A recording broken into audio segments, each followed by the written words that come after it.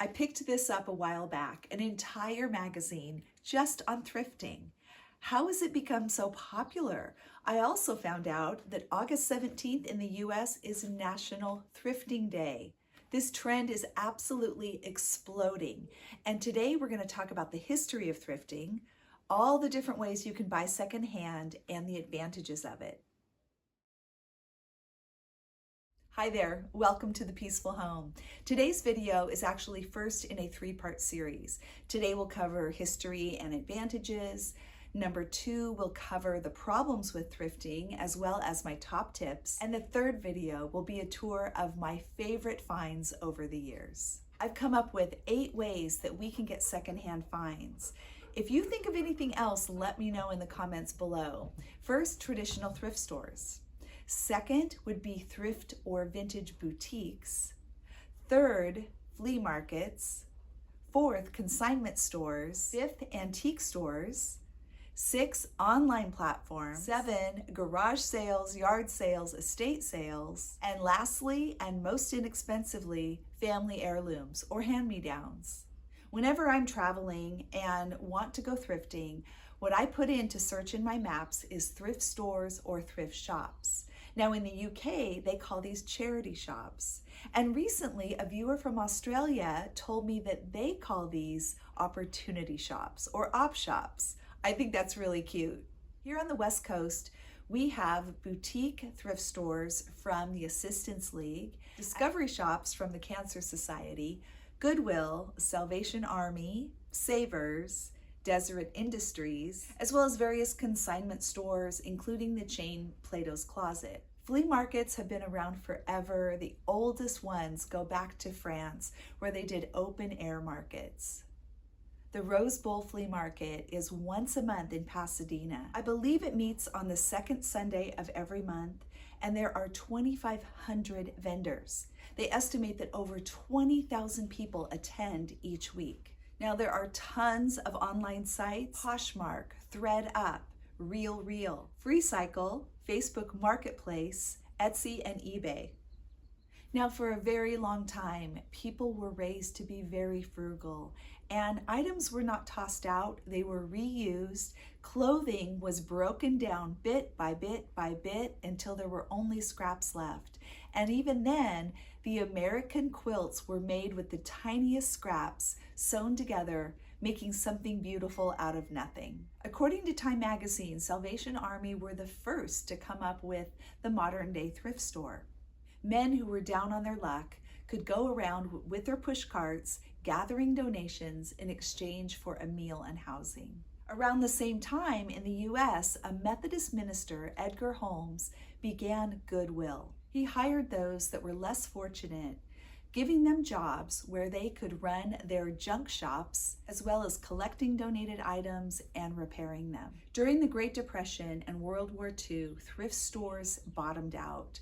No one had anything to spare, and they couldn't get donations. After the war, there was a whole new prosperity. The economy was improving daily, and mass production was on the rise. This made things less expensive, so people were buying more, but then also willing to donate what they were no longer using. Nonprofits wanted to rebrand, and they began calling their stores thrift stores, hoping the average housewife who was wanting to do a good job would want to be thrifty. I read 2 different reports on the thrift industry now. This overview lines up with my research. 93% of Americans are shopping online for secondhand items, and in 2023, the market generated $53 billion in revenue. There are over 25,000 shops in the US, and thrift store shoppers save an average of $1,760 a year by purchasing secondhand. It seems that buying secondhand is only getting more fashionable. Now, I personally started going to yard sales about 35 years ago, and one of my first visits, I found the most beautiful blue transferware, and I was hooked. After doing lots of yard sales and a few thrift shops, about 10 years later, I went full on into thrifting. That's about 25 years of thrifting, and now I get to share that with you. I'm going to go through 4 reasons why I personally thrift, but I think they're the reasons why thrifting has taken off. My first reason is to find unique or one-of-a-kind items. I love to find things that you don't see in a catalog, that you're not going to see in Target, on Amazon, or Wayfair.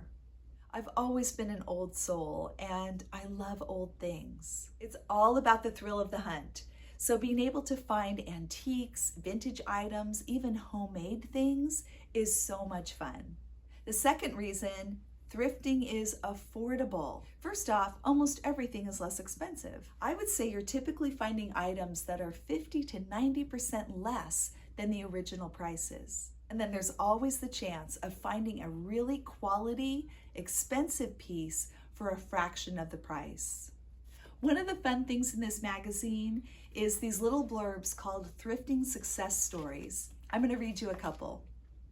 A bargain hunter in a Nashville thrift shop turned a rolled up parchment into a lucrative payoff. Michael Sparks found a yellowed, rolled up document while visiting the Music City thrift shop. Marked at $2.48, the document ended up being an official copy of the Declaration of Independence. Only 200 existed when commissioned by President John Quincy Adams in 1820. Sparks conducted some online research, brought his find to an appraiser, and it was valued at $250,000. Isn't that incredible? I have another one for you. Randy Gujarro bought 3 old photos from a thrift store in California. The photos were only 4 by 5 inches and showed a country scene. Examining one of them with a magnifying glass, he identified the famous outlaw, Billy the Kid. He spent years researching to try to prove that the photo was authentic. Eventually, an auction house confirmed his suspicions. This item is considered valuable because to date, there is only one other authentic photo of Billy the Kid. A few years later, businessman William Koch bought the photograph for $2.3 million. So you never know what you're going to find at a thrift store. Do you have a find like that? Something that you bought for 10 bucks and it sold online for 100? I'd love to hear your stories. Number 3, buying secondhand is sustainable. This can help reduce the demand of new products, as well as conserving natural resources, water, and energy. It's also an opportunity to buy local, especially with smaller independent thrift stores, along with providing jobs often for the differently abled. Number 4, thrifting enables you to try new styles. I don't often shop for clothing, and I don't consider myself to be fashionable.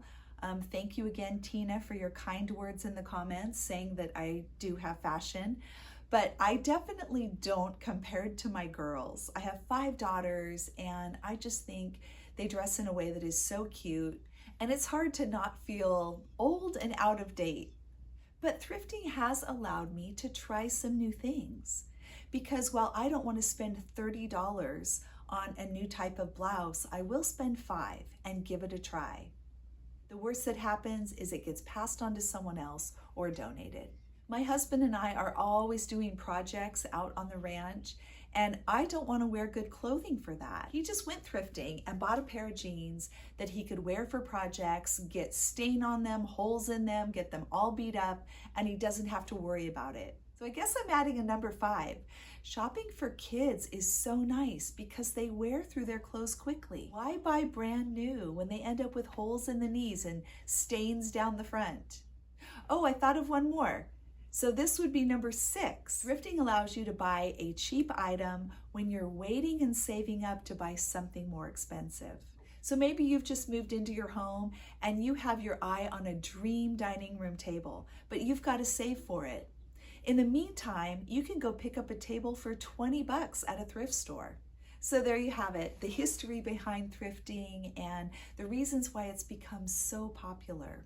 If you haven't subscribed to my channel, would you consider that, please? If you choose to hit the notification bell, then you will be alerted when I post the next 2 videos in this series. Just hit my photo above to subscribe, and you might want to look at this playlist that is using thrifted finds in real life. Thank you so much for joining me today on The Peaceful Home. It was a pleasure to have you here.